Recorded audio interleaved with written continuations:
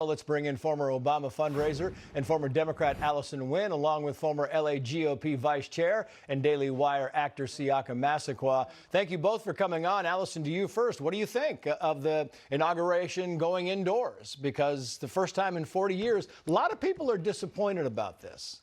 Well, I'm with President Trump. I think he has American safety at heart. Of course, the wealthy donors always sit behind the president, and it's heated, and it's the people who are outside, who are just working class, middle class people, and moving it indoors to Capital One Arena shows that he really cares about working class, middle class supporters of his. Yeah, that still doesn't mean a lot of people are still angry because they spent a lot of money to go out there and they wanted to see a little inauguration action. Siaka, to you, incoming press secretary Caroline Leavitt said this about Trump's day one agenda.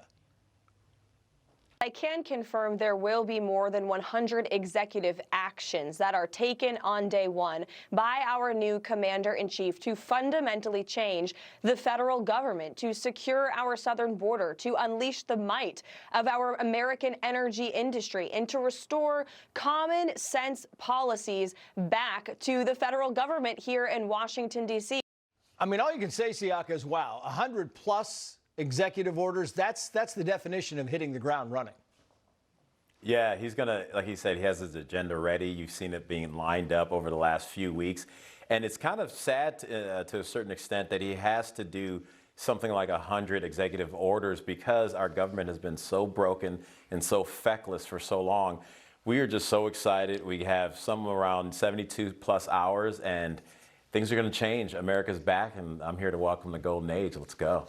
Yeah, it's going to be fascinating to watch. Meantime, there's some weirdness kind of going on in the politics. Sam Altman, he's a big donor. He's the co-founder of OpenAI, longtime Democratic donor. Allison knows well. Also personally donated $1 million to the Trump inauguration fund, but Senators Elizabeth Warren and Michael Bennet from Colorado are now sending him a letter. They want answers. They want answers. And Allison, some of what they said in the letter is, quoting here, these donations raise questions about corruption and the influence of corporate money on the Trump administration, and the public deserves answers. The question is, what answers do they want? This is a private donation. And when he donated all that money to Democrats for all those years, the Republicans never sent him a letter asking what in the world he's doing.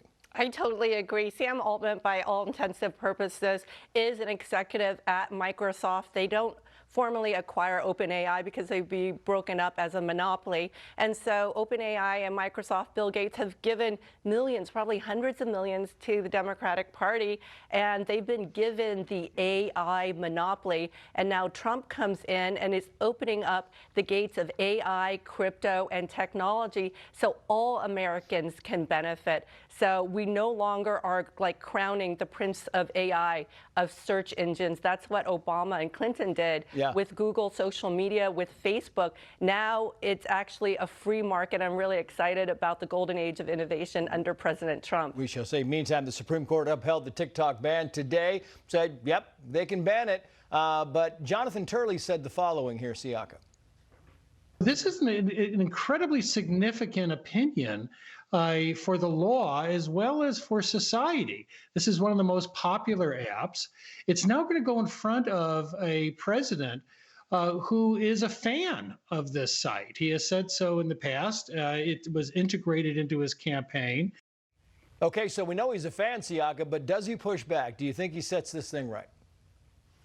Well, I mean, right and wrong is going to be an eye to beholder on this one. I think a lot of people forget this isn't a free speech issue, and this is a security issue because it's controlled by China, and we know how the CCP works. So I don't know if Trump comes in and pushes it. If he does, I want him to push that an American or a more friendly ally decides to own it, because we've seen what their algorithm does to our country.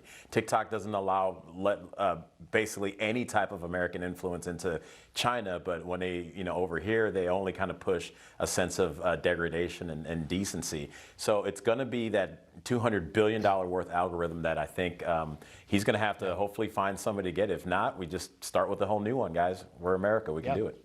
We will find out in just a few days. Siaka Massaquoi, Allison Wynn, thank you both.